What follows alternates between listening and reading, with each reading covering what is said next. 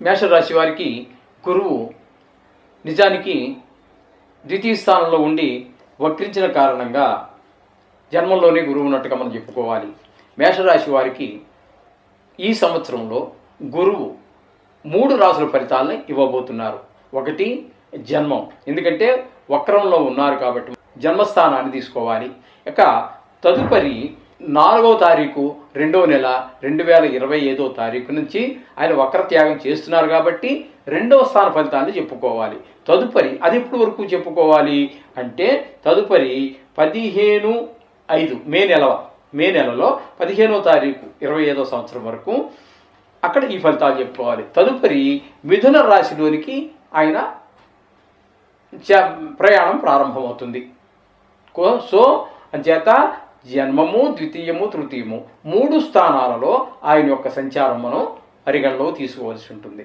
అయితే 3 రాశుల్లో ఫలితాలు ఒక విధంగా ఉంటాయా అంటే జన్మంలో గోచార రీత్యా గురువు జన్మంలో మంచి ఫలితములను ఇవ్వజాలరు. అనారోగ్యాలు ఇట్లాంటి కొంచెం ఆర్థిక పరిస్థితులు అన్నీ కూడా ఉంటాయి. తదుపరి మనం వక్రత్యాగం ఎప్పుడైతే అవుతోందో అంటే 4వ తారీఖు ఫిబ్రవరి నెల అప్పటి నుంచి ఆయన వక్రత్యాగం జరుగుతోంది కాబట్టి ఫిబ్రవరి నెల 4వ తారీఖు నుండి మే నెల 15వ తారీఖు వరకు మాత్రం ద్వితీయ సంచారం చేస్తున్నట్టుగా మనం లెక్క తీసుకున్నట్టయితే ఈ ద్వితీయ సంచారం అనేటటువంటిది చాలా మంచి ఫలితాలు. ఈ కొద్ది కాలం అంటే చాలా తక్కువ కాలమే ఉన్నది. 2వ నెల నుంచి 5వ నెల వరకు అంటే సుమారుగా 3 నెలల పాటు ఇక్కడ మనకి మంచి ఫలితాలన్నీ కూడా గురువు 2వ స్థాన సంచారం వల్ల మంచి ఫలితాలు వస్తున్నాయి. తదుపరి ఇక్కడ తృతీయ స్థానంలో సంచారం చేస్తూ ఉన్నారు, మిథున రాశిలోకి వెళ్తున్నారు. అక్కడ నుండి ఎప్పుడు 15వ తారీఖు మే నెల 25వ తారీఖు నుంచి సంవత్సరం చివరి వరకు కూడా తృతీయ స్థానంలో ఆయన యొక్క సంచారం జరుగుతూ ఉంటుంది. తృతీయ స్థానంలో గురువు యొక్క సంచారం శుభ ఫలితములను ఇవ్వజాలదు. అంటే మొత్తం మీద వీరికి మేషరాశి వారికి ఒక 3 నెలల కాలం పాటు అంటే ద్వితీయ సంచారంగా మనం చెప్పుకోవాలి. వక్రత్యాగమయ్యి మిథున రాశిలోకి మారేటటువంటి మధ్యకాలంలో ఏదైతే ఉన్నదో 3 నెలల కాలం, ఆ 3 నెలల్లో మాత్రం ఆయన శుభ ఫలితములను ఇస్తాడు. తదుపరి 3వ స్థానంలోకి వెళ్ళిన తర్వాత మాత్రం అశుభ ఫలితాలే ఉంటాయి. ఎవరి యొక్క సహాయ సహకారాలు అందకపోవటము, అలాగే కొంచెము డబ్బులు ఖర్చు అవ్వటము ఇత్యాది అన్నీ కూడా మనకి సహాయ సహకారాలు లేకపోవటము, ఈ విధమైన ఫలితాలన్నీ కూడా మనకి 3వ స్థానంలో గురువు యొక్క సంచారం యొక్క ప్రభావం ఈ విధంగా మేషరాశి వారికి ఉంటుంది. చతుర్థ స్థానంలో కుజుని యొక్క సంచారం జరుగుతోంది. దాని గురించి మనం పెద్దగా పట్టించుకోవాల్సిన పని లేదు. ఇకపోతే కేతు యొక్క సంచారము 6వ స్థానంలో జరుగుతున్నది. ఇది ఎప్పటి వరకు జరుగుతుంది అంటే సంవత్సరం అంతా కూడా 6వ స్థానంలో ఉండరు, కొద్ది రోజులు మాత్రమే ఉంటారు. ఎప్పటి వరకు అంటే 18వ తారీఖు మే నెల 2025వ సంవత్సరం వరకు 6వ స్థానంలో సంచారం చేస్తూ ఉన్నారు. ఆ తదుపరి ఆయన వక్రగతిలో ఉంటారు కాబట్టి ఆయనకి తర్వాత స్థానం ఏమవుతుంది కన్య నుంచి అంటే ఆయన వక్రగతి ఎప్పుడు సంచారం కాబట్టి ఆయన సింహంలో ప్రవేశిస్తూ ఉన్నారు. సింహం అంటే అక్కడ మీకు 5వ స్థానం అవుతోంది. ఇక్కడ మనం చెప్పుకోవాల్సింది ఏంటంటే మే 18 వరకు 6లో ఉన్నారు కాబట్టి ఆ కాలంలో చాలా చక్కటి ఫలితాలన్నీ మనకి ఇస్తూ ఉన్నారు. ఎట్లాంటివి అంటే మంచి ఆరోగ్యము, అప్పులు పుట్టడము, అందరూ మనం కీర్తించటము, మంచి పేరు రావటము, మనం ఏ పని తలపెట్టినా కూడా విజయం సాధించడం అనేటటువంటిదన్నీ కూడా కేతువు మనకి మే నెల 18వ తారీఖు వరకు ఇస్తారు. తదుపరి ఆయన పంచమ స్థానంలోకి వెళ్తున్నారు 6వ స్థానం నుంచి వక్రగతి మూలంగా. 5వ స్థానంలో మాత్రం అక్కడ కొంచెము మనకి ఇబ్బంది కలిగే పరిస్థితులే కనిపిస్తూ ఉంటారు. సంతానం విషయంలో కొంచెం జాగ్రత్తలు తీసుకోవాలి. చదువు విషయంలో, ఆటల విషయంలో, పిల్లలతో ఆడే విషయంలో కొంచెం వయసులో ఉన్న పిల్లలైతే వాళ్ళ మీద మరీ ఎక్కువ శ్రద్ధ పెట్టండి. ఎందుకంటే ఇప్పుడు అన్నీ కాల మార్పిడి, కలికాలంలో ప్రవేశించాము. అతి స్వాతంత్రం వచ్చేసింది. తల్లికి, పిల్లలకి, ఆడవాళ్ళకి, మగవాళ్ళకి, పెద్దవాళ్ళకి, ముసలి వాళ్ళకి అందరికీ అతి స్వాతంత్రం వచ్చింది. అంచేత పిల్లలు 10 ఏళ్ళు దాటిన దగ్గర నుంచి వాళ్ళ మీద ఒక కన్ను ఆడపిల్ల మగపిల్ల అనేది భేదం లేదండి. వాళ్ళు ఏం చేస్తున్నారు అనేటటువంటిది దృష్టి పెట్టండి. అప్పుడే వాళ్ళు మీ అదుపాజ్యంలో ఉంటారు. వాళ్ళ భవిష్యత్తుకి మీరు పునాది వేయగలుగుతారు. చేయి దాటిపోయిన తర్వాత వాళ్ళ పునాదులు మనం ఏమి వేయలేమండి. వాళ్ళ పునాది వాళ్ళే వేసుకుంటారు. ఆ పునాది గట్టిగా ఉందా భగవంతుడి దయ వల్ల మనకు సంతోషం, లేదా పొరపాటు పొరపాట్లు ఏమైనా జరిగితే వాళ్ళు జీవితాంతం బాధపడాలి, మన జీవితాంతం బాధపడాలి. ఈ విధమైన ఫలితాలన్నీ కూడా 5వ స్థానంలో పిల్లల మీద చూపిస్తుంది కాబట్టి కేతు వల్ల ఆ విధమైన ఫలితాలన్నీ ఉంటాయి. ఇకపోతే శని యొక్క సంచారాన్ని మనం పరిగణలో తీసుకుందాం. శని యొక్క సంచారం మేషరాశి వారికి ఏకాదశ స్థానంలో అంటే కుంభరాశిలో 3వ నెల అంటే మార్చి 29వ తారీఖు ఇంచుమించుగా నెల పూర్తి అవ్వచ్చింది కదా. కాబట్టి మీకు 3 నెలల కాలం పాటు ఏకాదశ స్థానంలో అత్యంత శుభప్రదమైనటువంటి ఫలితాలన్నీ ఇస్తూ ఉంటాడు. ధనలాభం ఉంటుంది, మంచి మంచి ధనలాభం ఉంటుంది. ఏ పని మొదలుపెట్టినా కూడా ఆటంకం లేకుండా ఆ 3 నెలల కాలం జరుగుతుంది. తదుపరి మీకు మీనంలో ప్రవేశిస్తూ ఉన్నారు. మీనంలో 9 నెలల పాటు ఉంటారు. అది వ్యయస్థానం అవుతోంది. అదే కాకుండా ఆ వ్యయ స్థానంలో శని యొక్క సంచారము కొంచెం ఖర్చు ఎక్కువైపోవటము, ధన రాబడి తగ్గడము, అలాగే శత్రువు భయాలు, మనోవిచారాలు, కొంతమందికి గోచార ఫలితాలు కాబట్టి చెప్పుకుంటున్నాం. ఇంచుమించుగా సుమారుగా 70 కోట్ల మందికి సంతుతుంది కాబట్టి చెప్పుకుంటున్నాం. ఇవన్నీ మీకే అన్వయించుకోవాల్సిన పని ఏమి లేదండి. కలత్ర నష్టం జరిగే అవకాశాలు కూడా లేకపోలేదు.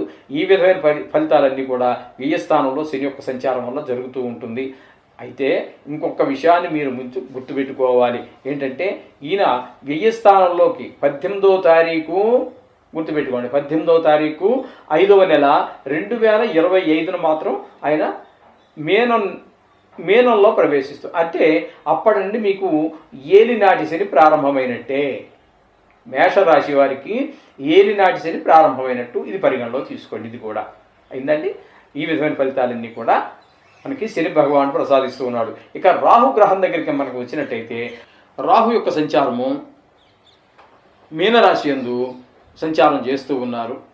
తదుపరి ఎప్పటి వరకు అంటే 18వ తారీఖు 5వ నెల 2025 వరకు ఆయన ఏ స్థానంలో సంచారం చేస్తున్నారు. అప్పటి వరకు మీకు అంటే ఈ 5 నెలల కాలం పాటు మీకు జనవరి 1 నుంచి మీకు కొంచెం ఆ వ్యయ స్థానంలో ఉన్నటువంటి అనవసరమైనటువంటి ధన వ్యయము, ఏ పని మొదలుపెట్టినా ముందుకు రాలేకపోవటము, ఈ విధమైన ఫలితాలన్నీ కూడా వస్తుంటాయి. అయితే మీకు మేషరాశి వారు ఎవరైనా విదేశాలకు వెళ్ళదలుచుకున్నవారు ఆ ప్రయత్నాలు చేస్తున్నట్టయితే ఆ విషయంలో మాత్రం ఆయన సహాయ సహకారాలు అందిస్తారు. మిగతావన్నీ కూడా మనకి ప్రతికూలమైన ఫలితాలే ఉంటాయి. తదుపరి ఈ 18/5/2025 నుండి ఆయన తదుపరి అంటే వక్రగతిలో సంచరిస్తూ ఉంటారు కాబట్టి ఏకాదశ స్థానమైనటువంటి కుంభరాశిలో ప్రవేశిస్తూ ఉన్నారు. ఏకాదశ స్థానమైన కుంభరాశిలో మిగతా సంవత్సరం అంతా ఉంటారు. అంటే ఇంచుమించుగా 7 నెలల కాలం పాటు అక్కడే ఉంటారు. కాబట్టి ఆ ఏకాదశ స్థానంలో కూడా ఆయన చాలా శుభఫలితమైన ఫలితాలు ఇస్తారు. విదేశీయానానికి కూడా సహకరిస్తారు. మీరు ధనాదాయం పెరుగుతుంది. అలాగే మీ ఫ్యామిలీ విషయంలో కానివ్వండి, కుటుంబ విషయంలో కానివ్వండి, మీరు ఏదైనా కొత్తగా ఒక పని చేపట్టినా అందులో పరిపూర్ణమైనటువంటి ఫలితాలను మీకు రాహు గ్రహం అందజేస్తూ ఉంటుంది ఈ సంవత్సర కాలం పాటు. అందుచేత రాహు గురించి మొదట 5 నెలలు మాత్రం కొంచెం ఇబ్బందికర పరిస్థితులు ఉన్న 7 నెలల పాటు మీకు అత్యంత శుభప్రదమైనటువంటి ఫలితాలని రాహుగ్రహం మనకి అందజేస్తూ ఉన్నారు. మొత్తంగా చెప్పుకోవాలి అంటే ఇక్కడ మనకి రాహు కొంతకాలం శుభ అశుభ ఫలితాలు ఇస్తూ ఉన్నారు. అలాగే కేతు కూడా శుభ అశుభ ఫలితాలు ఇస్తూ ఉన్నారు. గురువు కూడా 3 రాసుల్లో సంచారం వల్ల 2 నెలలు 3 నెలల పాటు మనకి ఇక్కడ శుభ ఫలితాలు 3 నెలల పాటు శుభ ఫలితాలు ఇస్తూ ఉన్నారు ద్వితీయ స్థానంలో. మిగతాదంతా అశుభ ఫలితాలు ఇస్తూ ఉన్నారు. అలాగే శనీశ్వరుడు కూడా ఈ శని భగవానుడు కూడా మనకి 11వ స్థానంలో ఉన్నంతకాలం, కుంభరాశిలో ఉన్నంతకాలం కూడా మనకి మంచి ఫలితాలు ఇస్తూ ఉన్నారు. అది ఎప్పటి వరకు అంటే 29వ తారీఖు 3వ నెల. ఆ తదుపరి ఆయన వ్యయంలోకి వస్తారు కాబట్టి అశుభ ఫలితాలు ప్లస్ ఏలినాటి ప్రారంభమవుతుంది. ఈ విధంగా ఈ గ్రహాలు, ప్రధాన గ్రహాలన్నీ కూడా శుభ అశుభ 2 ఇస్తూ ఉన్నాయి. మొత్తం మీద ఈ రాశి వారికి ఈ సంవత్సరం అంతా శుభ అశుభ ఫలితాలు మిశ్రమంగానే ఉంటుంది. కాబట్టి మీరు చేసే పనిని ఇప్పుడు మనం చెప్పుకున్నాం 4 గ్రహాలకి, అది ఏ గ్రహానికి సంబంధించినటువంటి పని అనేటటువంటి ఆలోచించుకొని, లేదా ఎవరో ఒక జ్యోతిష్ని సంప్రదించి మీరు చేసే పనికి ఈ గ్రహాలకి ఉన్న సంబంధాన్ని తెలుసుకుని ఆ పని ప్రారంభించినట్టయితే మీకు చక్కటి ఫలితాలన్నీ కూడా వచ్చే అవకాశం ఉంటుంది. చేత శుభాశుభాలు 2 ఉంటాయి. మీరు ఇది సంవత్సర కాలం పాటు కాబట్టి మీరు వీటికి శాంతులు చేసుకోవడం అవసరము. ఒకవేళ అందరికీ ధనాన్ని వెచ్చించి ఈ 4 గ్రహాలకి శాంతులు చేసుకోవాలంటే కూడా డబ్బులకి కొంచెం ఇబ్బంది పడే వాళ్ళు ఉంటారు, అసలు లెక్కలేని వాళ్ళు ఉంటారు. డబ్బులంటే లెక్కలేని వాళ్ళు చేయించుకోండి, శుభ్రంగా జపశాంతులన్నీ చేయించుకోండి.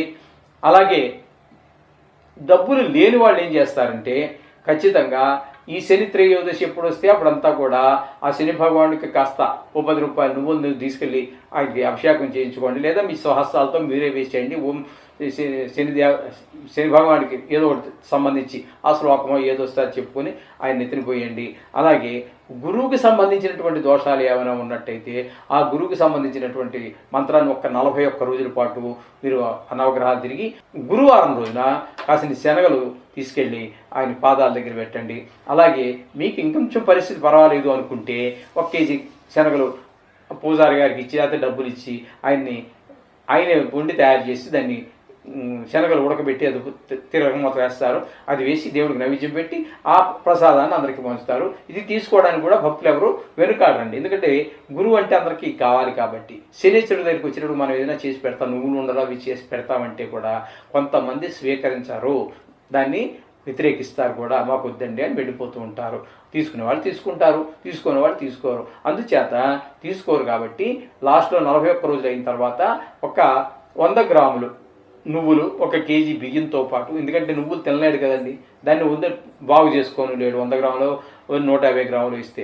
అందుచేత వండుకు తినడం కోసం అని చెప్పేసి 1 కేజీ బియ్యంతో పాటుగా ఒక 100 గ్రాముల నువ్వులు ప్లస్ అది ఆయన అడిగింది. దానికి ఏదో కొంతమంది అది కొంచెం తీవ్రంగా భావిస్తారు కాబట్టి దానికి ఆ దానం తీసుకోవడానికి కొంచెం దక్షిణ ఎక్కువ అడుగుతారు. అది చేర్చి ఒక 500, 600, 700 మీ శక్తి సామర్థ్యాన్ని బట్టి ఒక బ్రాహ్మణుడికి 41 రోజుల తర్వాత దానం ఇచ్చేసేది సరిపోతుంది. లేదంటారా జపశాంతి చేయించుకుంటానంటారా, డబ్బులు ఉన్నాయి పర్వాలేదంట, చేయించుకుంటే మనకి అన్ని విధాలా ఉపయోగకరంగా ఉంటుంది. మేషరాశి శుభం భూయాత్.